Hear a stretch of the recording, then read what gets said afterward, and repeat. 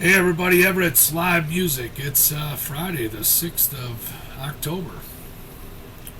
My weekend kicked off yesterday for the most part, light duty this morning, but I don't work Fridays anymore. If I can help it. And it's Indigenous Day on Monday, so to me it would be like the whole weekend, man.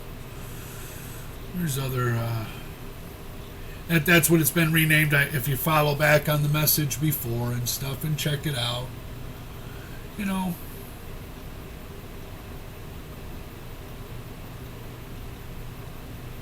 So I'm thinking that for the weekend and how to best express and celebrate and all that stuff, right? I'm going to release a song here in a moment. Um, that'll be from last year. I did that one around Thanksgiving. Um, and I didn't record it even on this channel. The rough first draft ever done was done in December on the channel. So I didn't release it yet, but I'm going to release it for this weekend because if that's what you're going to call it, and as we move towards Thanksgiving. And I'm probably going to put together another one of it. But just to say, for future thinking and maybe through your weekend, man, like how do you celebrate something like that? Like just remember and maybe look something up in your local area, man. For us, it's the Southern Paiute tribe here, Southern Nevada Paiute, and I've mentioned before about Mount Charleston and what it meant to them throughout the years. And they believe to one degree or another that's like where life starts to a degree, or it's sacred to them, and it's described in different languages and through the holiday too, man. Think about things like I see them taking down the Redskins and this and other things from as long as you've asked, right? I would think it'd be cool, but if you look hard enough, man, through history, like. We call so many of the tribes what they don't really recognize themselves as. When you think of Sioux, the Sioux Nation, they never really recognized themselves as the Sioux. The enemy would call them the Sioux, and they're recognized as Lakota, Dakota.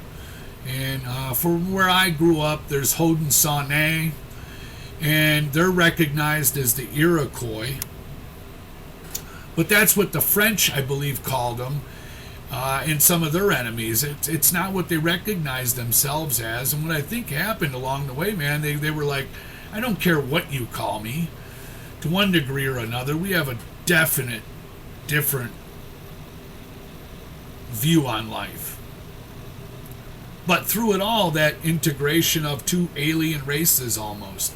Probably the closest to modern day that we're going to see.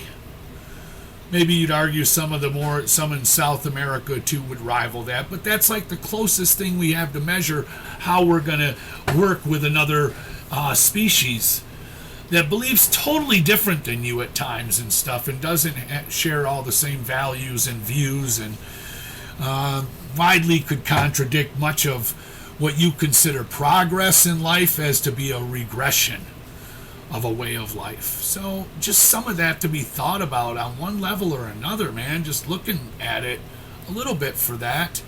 And like I said earlier, it's weird how they don't really care how you call them. Navajo, they're not Navajo, they're Dina. And Dina Te is like Mother Earth to them, that's how, and there's different levels of it, I'm sure, and if I ever get it wrong, it'd be fine. To call Princess Winnemucca in the state of Nevada, it was Tokmantane, I believe, or Tokotamane. It was pronounced a couple different ways, but she actually had a name, And she tried to work with both sides back in the day, She went to like Washington and stuff, and she played like a middle woman, and in the end, she wasn't accepted by either side.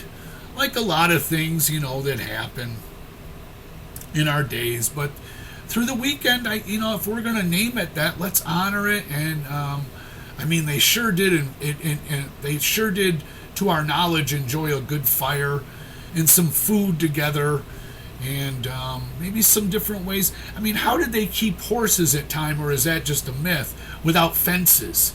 And how did they survive such harsh winters with such little provisions, and without huge structures?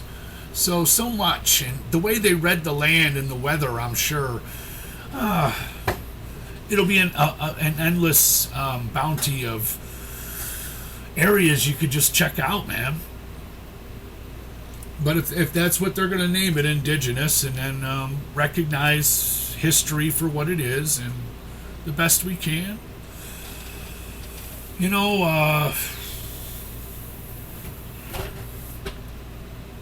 check that song out, though, dude. I'm going to release that. That's as raw as it gets. I don't hold back much. And I like to celebrate something like this. It feels really,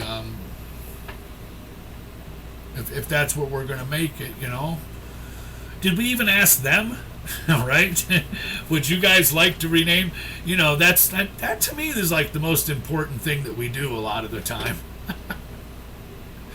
It's also a part of just our history and the way things went, but it shouldn't always be easily written off as there was nothing else we could do, but more like seeing it as we didn't do the right thing at times. And maybe there was no other outcome that could have happened at different moments. Who knows? But just to try and strive and find something and kick the weekend off on a good note, man, that will always be something through all of us that live here in North America and throughout the Americas, and just on the planet. But if you're part of a place and they recognize the original people, that's got to be heavy, and it's not really celebrated that way.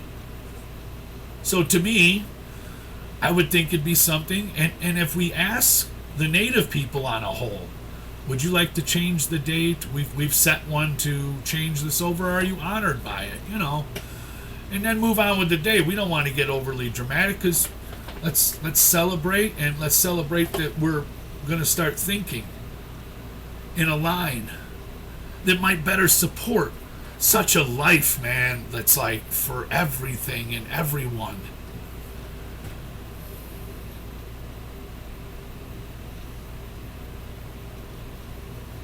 Peace.